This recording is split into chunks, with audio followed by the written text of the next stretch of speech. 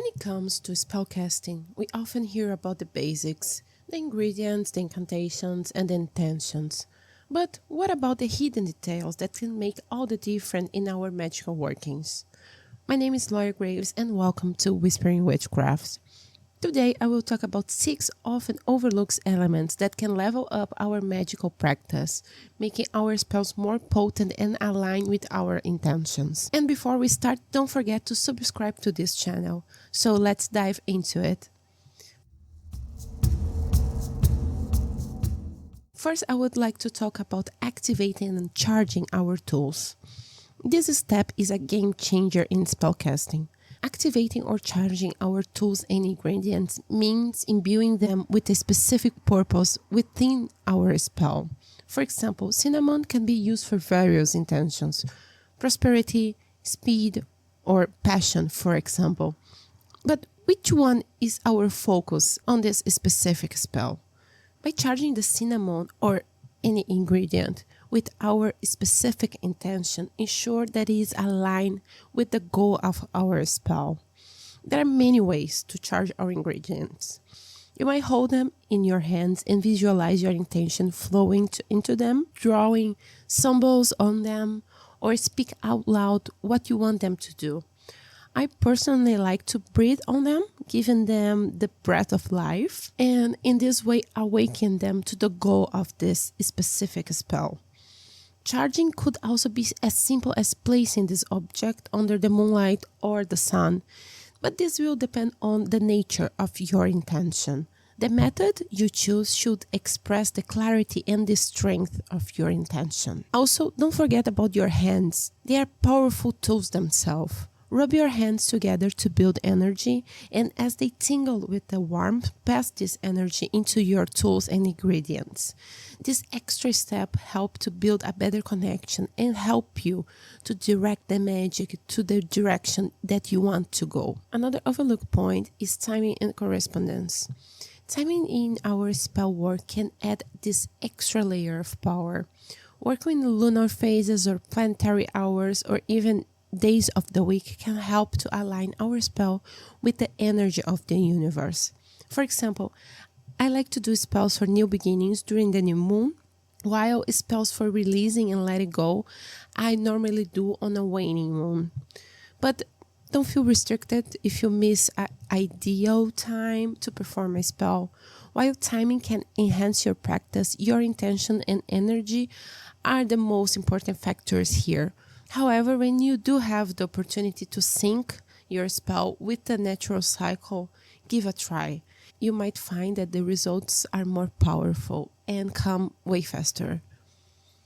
Another thing is about the power of the cleansing. Cleansing is a foundation for any magical practice. And it is not just about removing negativity. It's about resetting this object, space, or even yourself to a neutral state.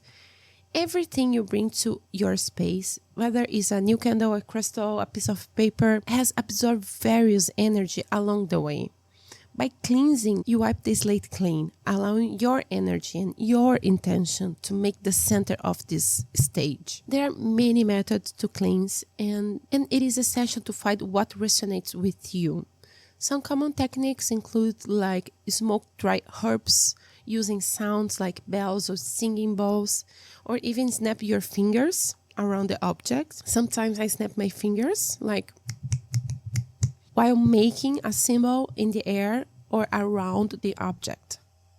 You can also use water charged with intentions such as moon water or Florida water, or simply visualize the unwanted energy leaving the object. Trust your intention. Cleanse as often you feel necessary.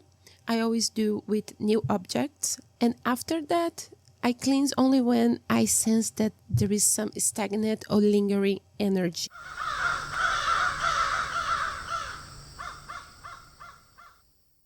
Another point is visualization. Visualization is an essential skill in any energy work. And it is more than just imagine the outcome. It's about experience as this thing already happened. When you cast a spell, visualize the end result as vivid as possible. If your spell is about financial abundance, for example, Don't just see the money in your bank account. Feel the excitement and relief of having all your needs met, all your bills paid. The more emotion you can bring into a visualization, the more powerful it will be.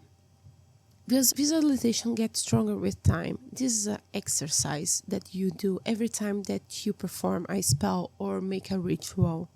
Start focusing on simple objects and simple visualizations. Imagine every detail, the color, the texture, even the smell. As you practice, build up the visualization more and more complex and different scenarios, like future outcomes for your desire. The more you strengthen this skill, the more effective your magic will become. Try to incorporate in sounds also in your visualization. For example, if you are doing a love spell, imagine the sounds of your partner's laughter, or imagine this cozy atmosphere with a fire cracking in the background. Sound is a very subtle thing, but yet a potent way to add this depth to your magic. So then we move to finishing your spell. The way you conclude a spell is just as important as how you begin it. Depending on the spell, there are various ways to finish. For instance, jar spells might need to be kept and worked on over time, while others might be buried or burned or deconstructed. If you're burying something, think about the location. Close to you for something that you want to draw towards yourself, towards your home, towards your family, and far away for something that you want to banish. Perhaps you even want to bury this thing in another city or send through mail to the end of the world. I don't know. You can be very creative on banishing things. For burning spells, make sure that you focus on safe, sustainable methods. Use fireproof containers or cauldrons and ensure that the ingredients are safe to burn, because there is some herbs that can be toxic when you burn them. So make sure to check this before you plan your whole spell. Additionally, some spells require ongoing care.